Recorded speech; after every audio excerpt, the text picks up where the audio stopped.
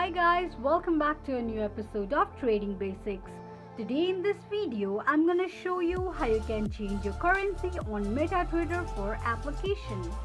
Keep watching the video till the end. To change your currency on MetaTrader 4 application, firstly go ahead and launch open your MetaTrader 4 application. It will take you to the home page of MetaTrader application.